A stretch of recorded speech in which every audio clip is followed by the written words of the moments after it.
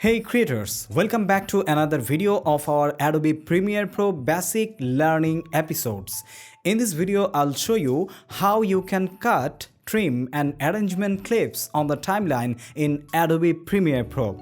If you want to know how to edit videos on the next level, then these core skills will really help you to start your editing on crafting amazing videos. So, don't forget to subscribe to our channel to get our next episodes on this series coming up. First, open your project and make sure your footage is already imported.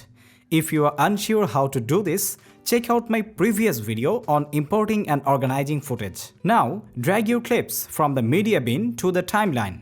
Simply click, hold and drop them where you want to start your editing. To cut your clip, move the playhead to the part you want to split. Then press C on your keyboard to activate the razor tool.